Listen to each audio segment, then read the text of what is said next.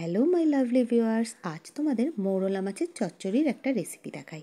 এটা কম বেশি তোমরা সবাই বাড়িতে করে থাকবে, কিন্তু আমি যেভাবে করি সেটাই তোমাদের সঙ্গে শেয়ার করলাম। তার আগে বলে নিই, নমস্কার, আমি অস্মিতা, ওয়েস্ট বেঙ্গল থেকে। আর এই মাছটাকে প্রথমে দিদি আমাকে ধুয়ে বেছে কেটে দিয়েছিল, একদম তাজা ছিল মৌরলা মাছটা। তারপর আমি ছাকা তেলে বেশ লাল লাল করে ভেজে এটাকে তুলে নিয়েছিলাম।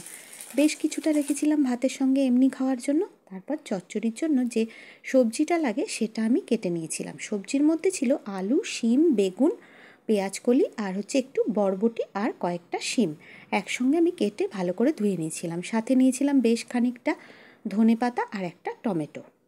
মাছ যেখানে ভেজে নিয়েছিলাম সেখানেই আমি আরেকটু তেল দিয়ে জিরে আর একটু কালো জিরে আর শুকনো লঙ্কা ফোড়ন দিয়ে দিয়েছিলাম। তারপর সবজিগুলো দিয়ে দিয়েছিলাম। সবজিগুলো একদম হাই ফ্লেমে বেশ কিছুক্ষণ ভেজে নিয়েছিলাম। নুন হলুদ কিন্তু না দিয়েই ভেজেছিলাম।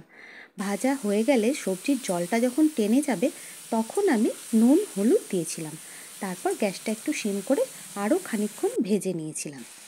বেশ কিছুটা সময় ভাজা ভাজা হলে তার মধ্যে দিয়েছিলাম বড় স্লাইস করে কাটা টমেটো। এই দেখো, একটা বড় সাইজের টমেটো দিয়েছিলাম, তার সঙ্গে পেঁয়াজ দিয়ে দিয়েছিলাম। এই সময় কিন্তু আমি পেঁয়াজ আর টমেটোটা দিয়েছিলাম একটু ভাজা ভাজা হওয়ার পর।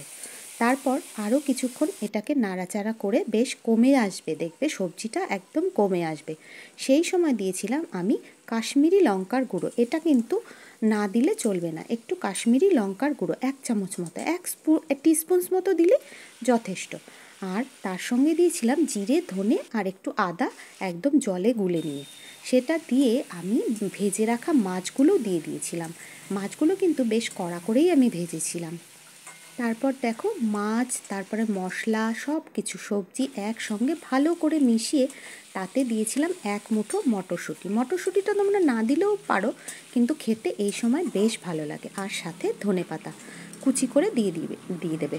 আমি এমনি মোটামুটি একটু কেটে ধনেপাতাগুলো দিয়ে দিয়েছিলাম। আর 4-5টা কাঁচা লঙ্কা দিয়েছিলাম। তোমরা তোমাদের স্বাদ অনুযায়ী ঝাল দেবে, তবে এই চচ্চড়িটা একটু ঝাল ঝাল করলেই খেতে ভালো হয়। আর কিছুই না, 10 মিনিট মতো হাই ফ্লেমে ভালো করে রান্না করে নিলেই রেডি তোমার মৌরলা মাছের চচ্চড়ি।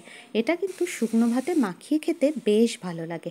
তোমরা অনেকেই করে থাকো, কে কে করে থাকো আমাকে একটু কমেন্টে জানিও তো বন্ধুরা। Thank you.